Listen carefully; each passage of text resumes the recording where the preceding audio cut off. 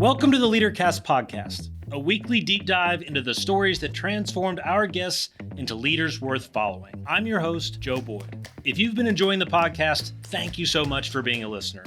One simple thing you can do to help us out is leave a review wherever you listen. Today's guest is Ethan Martin. He is the founder and president of the PFD Group, and he's the author with his co-author of a brand new book called the Mentorship Engine. We talk a lot about mentorship, how to find one, how to be one, and how to make a difference.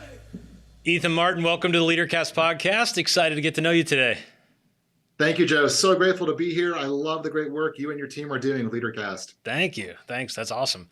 I know we're going to talk about mentorship, I believe, but before we jump in, could you just let the folks who don't know a little bit about what you do and what you're up to? Yeah, I am very blessed, Joe, to have my dream job.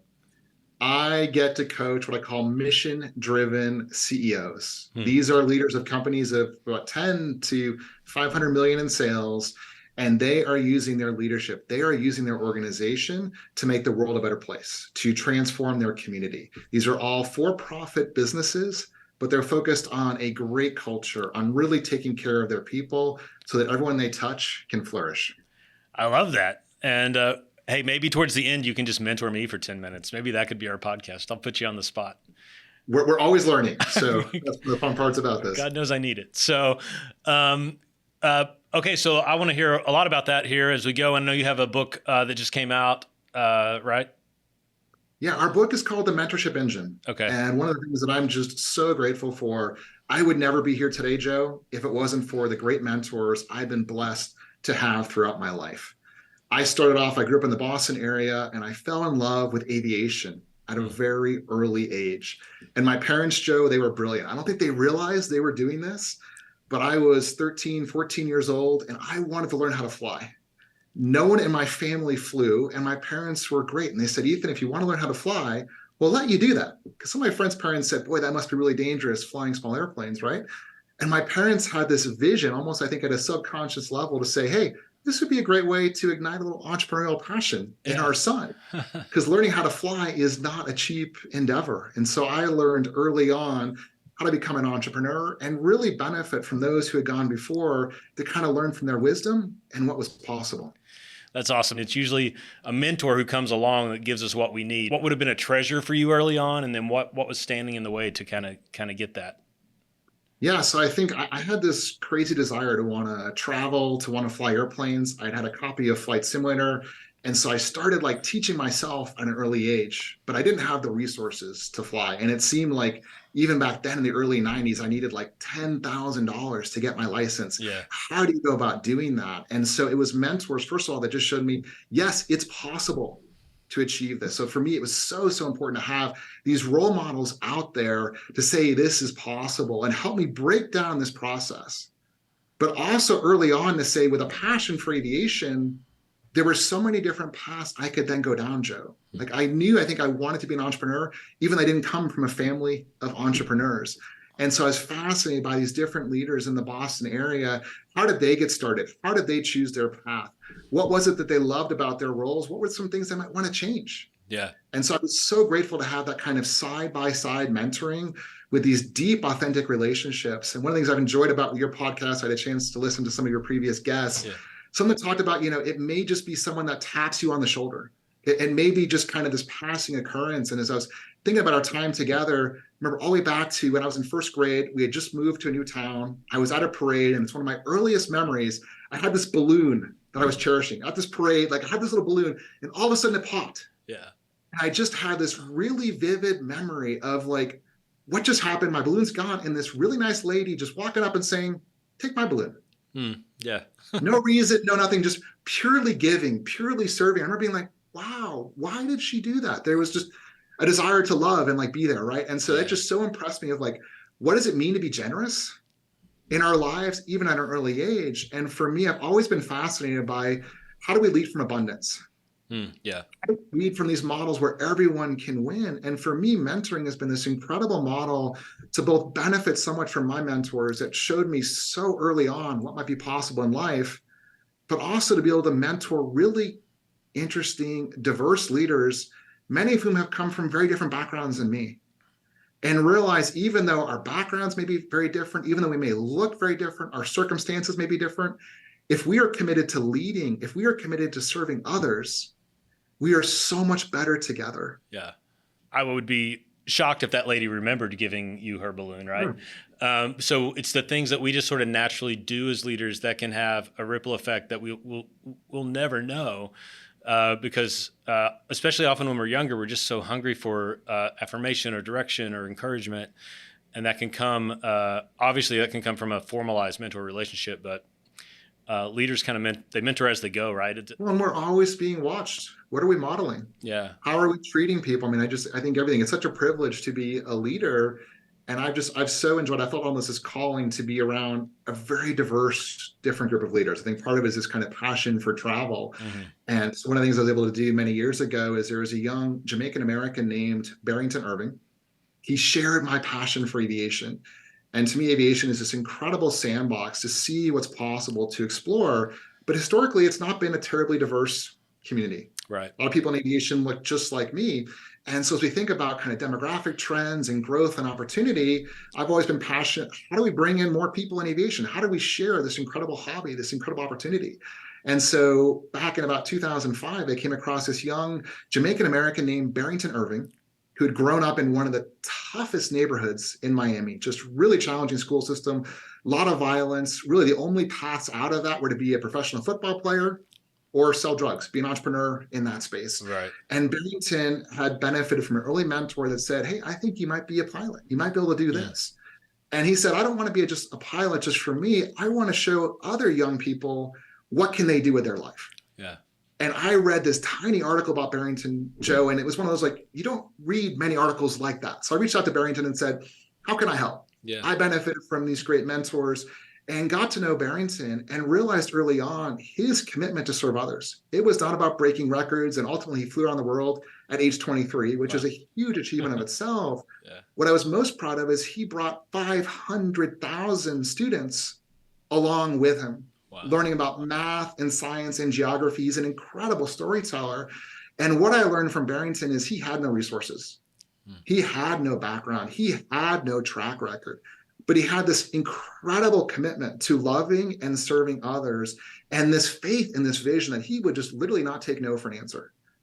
And what I learned in terms of his incredible tenacity, I mean, most of us as entrepreneurs might get 10 or even 100 no's and we'll somehow find a way to keep going. Right. He was getting, I think, closer to 1,000. Yeah, yeah. And just didn't have the resources and did it anyway. And so originally he was like, I'll have someone lend me an airplane to fly around the world. Well, as you can imagine, people were not just tripping over themselves to say, here, Barrington, take my multi-million-dollar airplane. Yes, you've got 100 hours of flight time. Go around the world. That sounds good, right? Yeah, right. And literally had the vision, Joe, to say, okay, I am so committed to doing this. How can I break down the problem? If I can't get someone to lend me an airplane, what if I buy an airplane? Yeah. What if I get an aircraft manufacturer to put the airplane together for me if I can get all of the parts donated? And this was a $600,000 airplane. He ended up using a Columbia 400 back in 2007 for the ultimate trip around the world. And so he went to the CEO. The CEO of Columbia said, yes, I will put the airplane together for you, Barrington. I think in part so Barrington would stop bothering him. And right. What I saw, Joe, is he was able to get the little pieces, the brakes, little components that might be a couple $1,000s donated. Mm-hmm. But then it came time to get the engine. The engine was $100,000. They don't just give those away. Right. Right. Yeah. And so Barrington had this incredibly creative vision to say, I'm going to call the factory. He was a college student at the time and asked for a tour. He drove, spent the night in the parking lot, showed up on a Monday morning and found out that the CEO was going to be there. So just think about the vision, the creativity, right? He knew the CEO was probably the only person that could say yes. There's such a crazy, bold vision. And to show up, ask for the tour, and then say, hey, I'll be ready to meet with Brian after this tour. And they're like, is Brian expecting you? And he's like, yeah, sure, Brian's expecting me, right? So he meets with Brian at the end of the day, and Brian grills him. Who are you? Why are you here? How do you have this bold, audacious vision?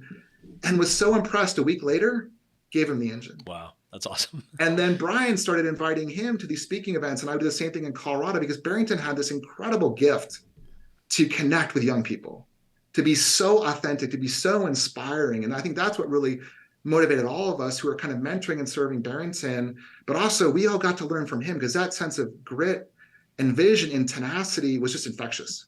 And then we got to apply back to all the things we were doing in the private equity and entrepreneurial side. I love that. That's an awesome story. I love it. I want to meet Barrington.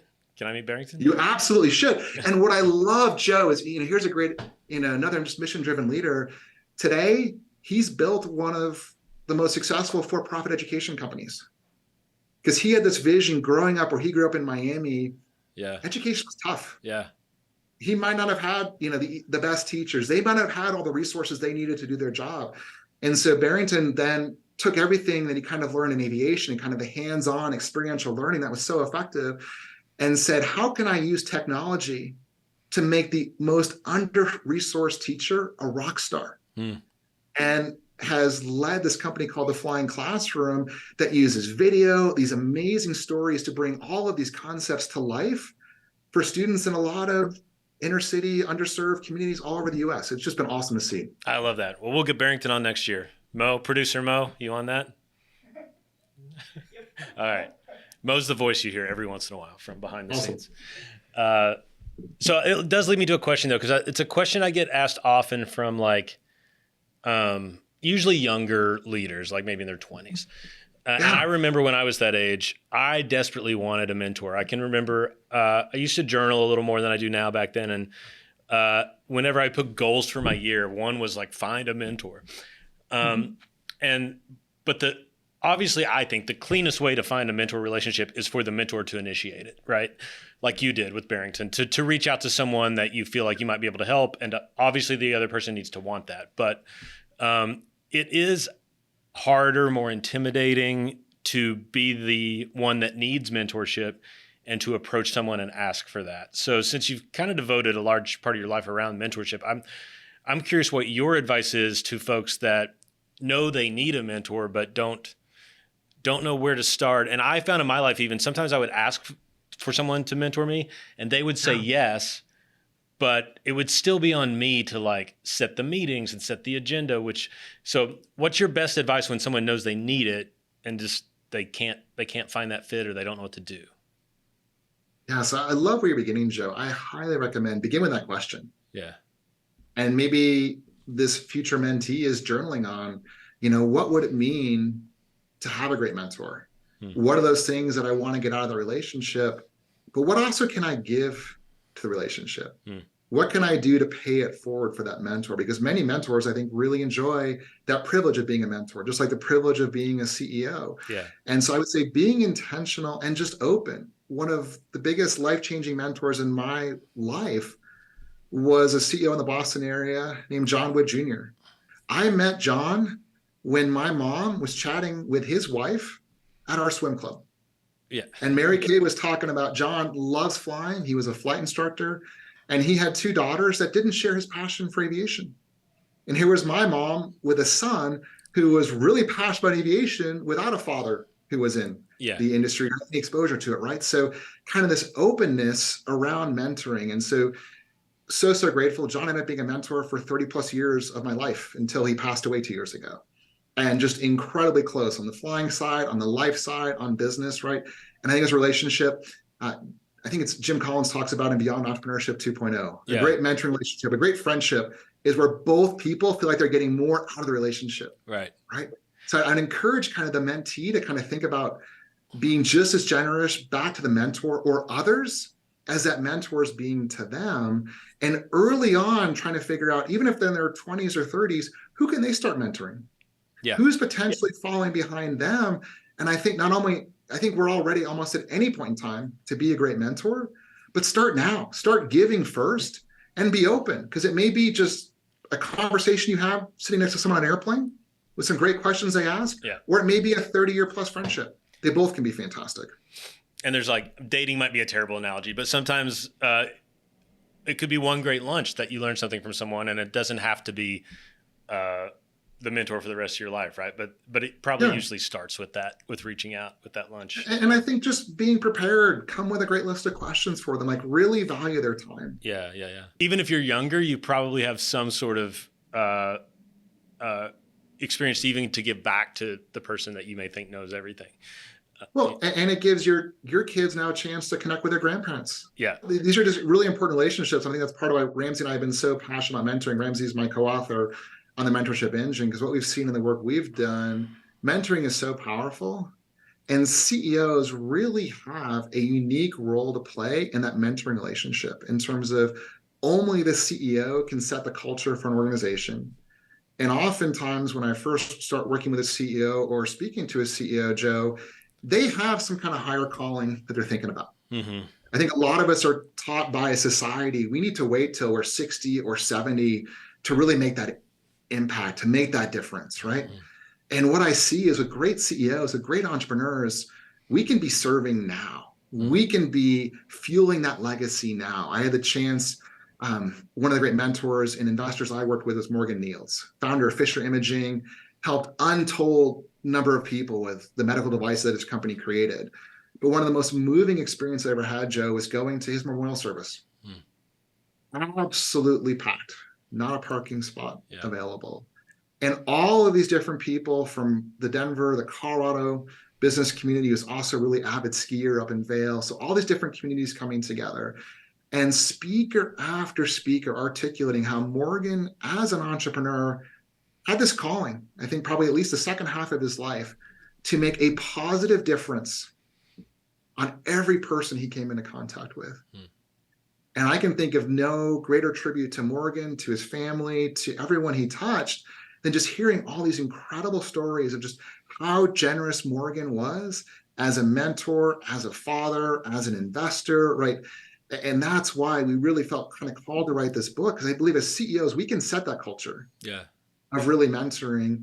And right now, it's hard to lead. We're in an uncertain world, right? Yeah. And if we try to lead for our egos, if it's all about just how big a company can we run, how big an exit can we have, one of the things I get to see is a lot of patterns, Joe. And a lot of, what really works time and time again, what may work a couple of times, and what almost never works. And what I see is leaders who just want to chase the dollars. If they just want to do what society defines as success, oftentimes they end up very unfulfilled. Their kids don't have a good sense of their own identity because their father or mother hasn't been around much, right? They weren't really kind of clear on their priorities, like what really mattered. And the flip side is when I see entrepreneurs who are really starting to think about that legacy, and maybe they're only 30 or 40, but how, as I grow this company, can I be a steward of my people? How can I help them upskill? And by the way, it's really hard to find great talent right now. There's a lot of people who are burned out. So if we lead from kind of this message of kind of sincere love and service to our team members, I find the right people tend to get attracted to that. And we can build companies that do very, very well financially.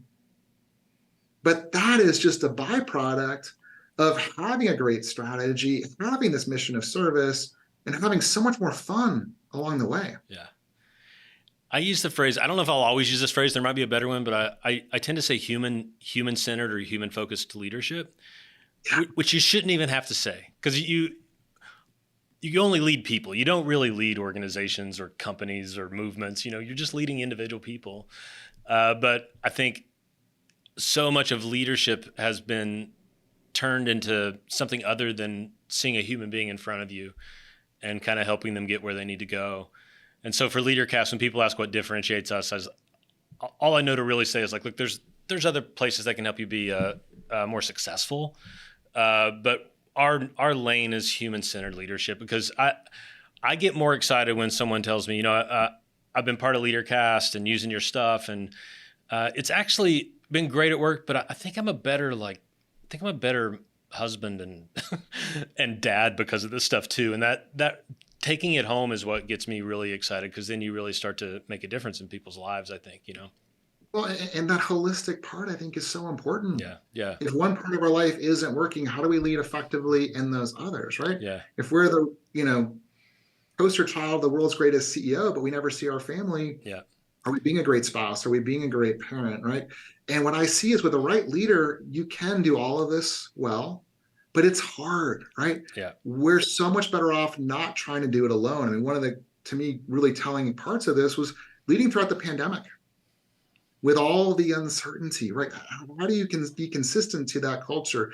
How do you be amazing to your people when no one maybe watching or fully know what you do, right? Yeah. It's almost counterintuitive, but if you're really charging as a CEO, going all out, it is so important we take that downtime. We take that time to connect and not try to do this alone. I wonder if sometimes we think org chart first when we think about mentorship, like the people that report up to me are the ones I should be mentoring. And I guess my question is sort of around, does it usually work that way? Or is it usually a mentor is someone maybe farther down the org chart or someone even in a different company or something like that? And then just how, if you know you're in a position of influence, say someone's listening to this and they're like, you know what, I haven't really been very intentional about mentorship.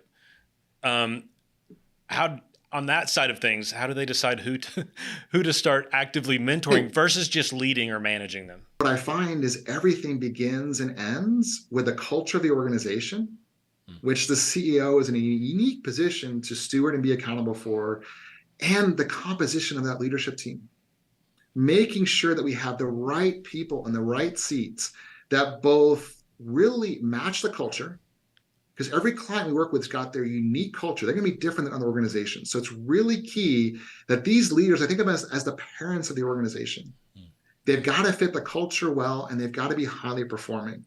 If they're fitting the culture well, but maybe the role isn't the right role for them, we can find a different role for them. If they're not fitting the culture, which is really how we behave, they're going to be happier in a different environment. And it behooves us as their mentor, as their leader, to help them find that better environment. Yeah. And I do that from a place of love. Like, it's so important we get those right people around us for their sake, for our sake. And then how we're leading, how we're interacting with Joe is super important. CEOs we work with are really smart and talented. And oftentimes I'll kick off an offsite with a new CEO. We tend to work quarterly with them and their teams, helping them create their culture, their unique and valuable strategy, and this really focused execution. And they'll see what we're going to kind of go through. And they'll say, Ethan, I've already told them all this stuff. I've told them where we're going. And I'm like, trust me, because to what you talked about, Joe, there's this element of humanness. Yeah, right. We're dealing with people. And I think it was once said, you can't be efficient with people. Because if you have all these really smart people, they don't want to be told just what to do, right? So that mentoring relationship of the senior team is so key. And then they can cascade that mentoring out throughout the organization. But if they're not aligned, if they're not healthy, that's what's going to get cascaded out into the organization. So that's why we got to start there. And then for the CEOs of the senior team, I highly encourage them to get involved in organizations outside. There may be a local nonprofit, there may be investment activities you're doing, et cetera, where they can also then be mentoring not only future leaders, but also looking for great, diverse talent. Yeah. Because leaders tend to exist in leadership opportunities. And so it can be a great recruiting platform as well. Love that. Ethan, hey, we're out of time here. I want to let you go about your day, but I really appreciate you sharing your story with us and your work. And the Mentorship Engine is your book, right? It's the book. I'd encourage people to come check out the website, record a video testimonial to their mentor, be an ambassador. We're really trying to start a movement to bring more and more mentoring out there. And Thank you, Joe. What is that website? Mentorshipengine.com. There you go. Intuitive. I like it. Thank you so much, Ethan. I'm sure we'll be in touch later. I appreciate your time. Thank you, Joe. Great to spend time with you.